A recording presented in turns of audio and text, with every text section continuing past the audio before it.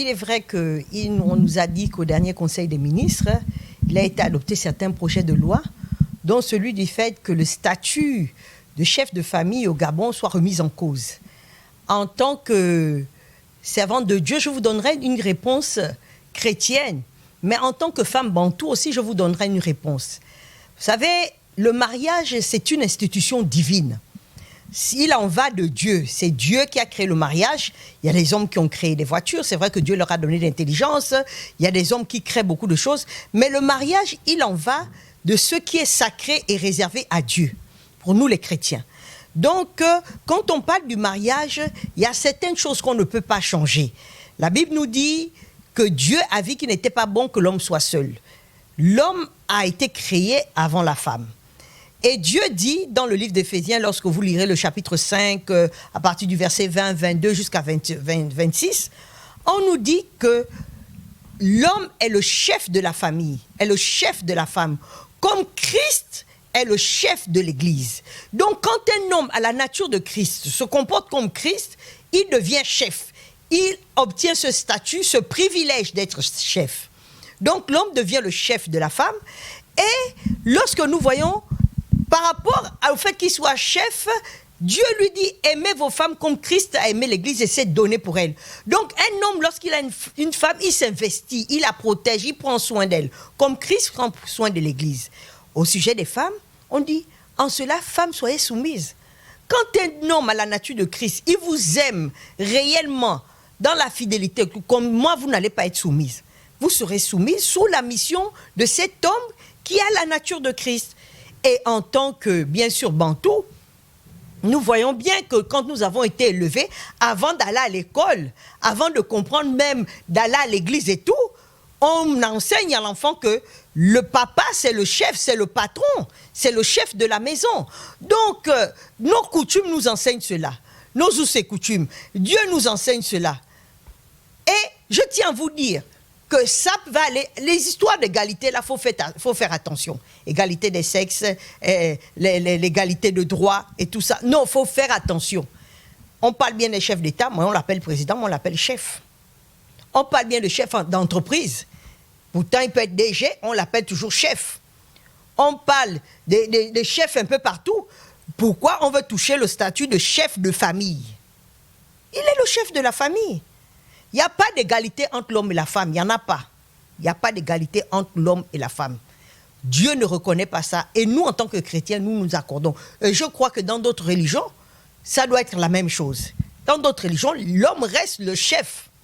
La femme vient pour aider, comme quand il ne peut pas, ou apporter sa contrepartie. Parce que la femme, elle élève les enfants, elle prépare, elle s'occupe de la maison. Tout ça, c'est un travail.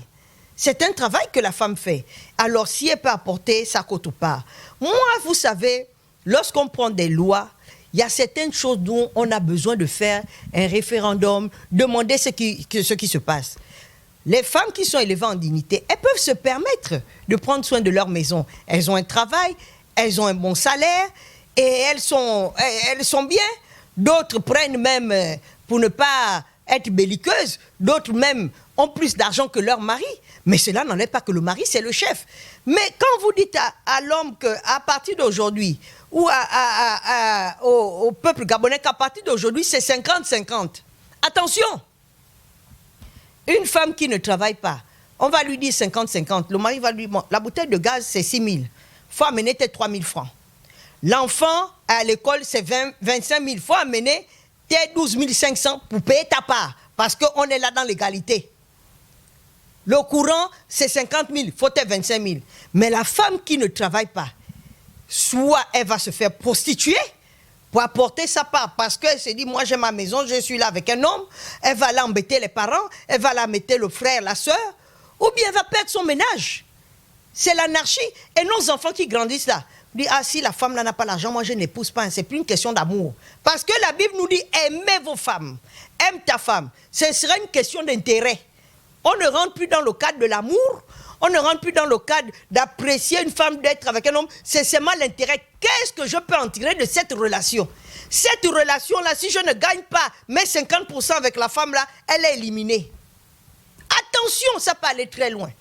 Au niveau de la dot, On va maintenant nous dire, oui, bon, comme on est dans l'égalité, ma chérie, si tu veux que je t'épouse, il faut amener 50% que je vais aller donner à tes parents. Hein?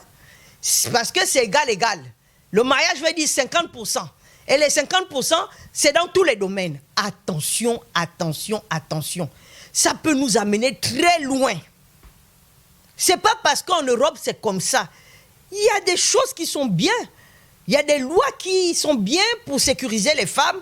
Mais il y a des lois, cette loi nous expose. Cette loi-là fera en sorte que nous ayons des problèmes dans les foyers. Déjà, il y en a beaucoup. Il y aura des problèmes dans les foyers. 50-50. Attention. Attention, attention, attention. Oh, le lieu du couple incombe au mari. Oui. Mais un mari qui aime sa femme, il va dire, chérie, j'ai trouvé une maison là-bas, allons voir. Parce que quand il y a l'amour, il y a le respect. Donc, qu'est-ce que ça fait que l'homme choisisse? Si ça ne veut pas, la femme va dire, je ne veux pas, on va changer. Oh non, si on n'est pas d'accord. Mais on se met d'accord. Quand on est ensemble, se mettra toujours d'accord. Il y a certaines choses on n'a pas besoin d'écrire. Ça se fait naturellement. Naturellement. Naturellement. Donc vraiment, j'exhorte nos dirigeants à revoir ces choses. Nous sommes en train d'attaquer le socle de la famille quand on parle du mariage. Et quand la famille n'est pas forte, l'État n'est pas fort.